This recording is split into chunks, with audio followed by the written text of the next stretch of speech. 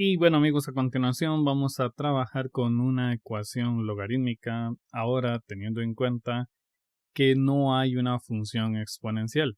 Es decir, en este momento vamos a aprender para qué era que funcionaba todas las propiedades de los logaritmos que vimos anteriormente. En este momento lo primero que vamos a hacer es darnos cuenta que tenemos un número que no tiene logaritmo. Esto no es lo correcto, entonces vamos a tratar de convertirlo en un logaritmo. Para esto, a partir de ahora vamos a recordar que si tenemos un número cualquiera y lo multiplicamos por 1, nos queda totalmente igual. Esto quiere decir que si yo puedo tratar de agregar una expresión equivalente a 1, entonces no estoy realizando un cambio real. Es decir, ¿qué pasa si yo multiplico 7 por el logaritmo en base 2 del 2? Vamos a hacer el experimento con una calculadora. Noten que si multiplicamos 7 por logaritmo en base 2 de 2, el resultado es igual a 7. Esto quiere decir que no importa qué estamos haciendo, si multiplicamos por un logaritmo de la base y el argumento son iguales, es multiplicar por 1. Y esto no cambia el valor de la expresión.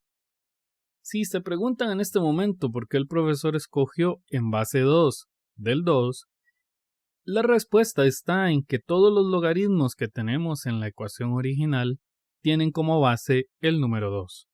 Teniendo en cuenta eso, entonces vamos a reescribir nuestra ecuación de la siguiente forma. Entendamos que en este momento lo único que hice fue agregarle a este 7 una multiplicación con el logaritmo en base 2 de 2. Esto recordándonos que estamos tratando de convertir el número 7 en un logaritmo. Si lo multiplicamos por 1, se mantiene con el mismo valor, lo cual quiere decir que no estamos haciendo un cambio significativo en la ecuación. Y después de que copiamos el resto de la ecuación, nos dedicamos a pensar en las propiedades de logaritmos que nos puedan funcionar. En este caso, vamos a recordar que existía una propiedad de los logaritmos que me decía que si tenemos un número o un coeficiente multiplicando con un logaritmo, podemos tomar este coeficiente y escribirlo como un exponente, lo cual me lleva a reescribir la ecuación de la siguiente forma. Recordemos que la propiedad lo que decía es que si tenemos un número cualquiera multiplicando con un logaritmo, entonces podemos tomar el número y escribirlo en forma de exponente de tal manera que nos quedaría de esta forma. Aplicado dentro de nuestra ecuación sería escribir logaritmo en base 2 del 2 elevado a la 7 y copiamos el resto de la ecuación. Ahora nos vamos a recordar que existe una propiedad que me dice que si yo tengo logaritmo de un argumento menos logaritmo de otro argumento, el resultado sería solo un logaritmo donde el primer argumento se coloca en forma de fracción sobre el segundo argumento. Esta propiedad aplicada en nuestra ecuación sobre esta sección nos quedaría de la siguiente forma. En este punto podríamos preguntarnos de dónde sale el 128 y bueno, la respuesta es que si tomamos una calculadora y hacemos 2 a la 7, el resultado es 128. Y ahora que estamos en esta etapa de la ecuación, nos damos cuenta que al lado izquierdo de la igualdad tenemos solamente un logaritmo y al lado derecho de la igualdad tenemos solamente un logaritmo. Esto es lo que queremos hacer aplicando las propiedades de los logaritmos. Tratar de que a ambos lados de la igualdad nos quede únicamente un logaritmo. ¿Para qué? Bueno, pues para que apliquemos el criterio de la linealidad de las ecuaciones. Por linealidad, yo puedo asegurar que el argumento de este logaritmo debería de ser igual al argumento de este logaritmo. Y ahora le vamos a dejar a nuestro amigo Emmet que nos resuelva esta ecuación. Y bueno, lo que el profe Sterling quiere que haga es lo siguiente. Vamos a tomar lo que está en el denominador y lo vamos a multiplicar por lo que está del otro lado de la igualdad. Ahora multiplicamos x por x, esto nos queda x a la 2, x por menos 2 me queda menos 2x, 6 por x me da 6x, y 6 por menos 2 me da 12 negativo, igual a 128.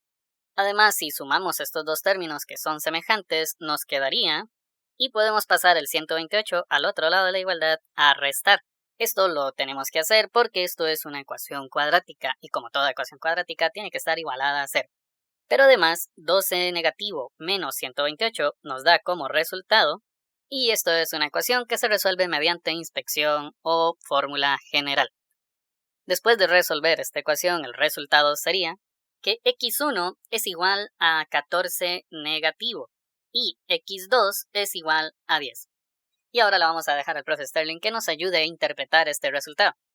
Aquí tenemos que tener mucho cuidado porque no todos los resultados me van a servir debido a que la función logarítmica se indefine para cuando dentro del argumento me dan resultados negativos.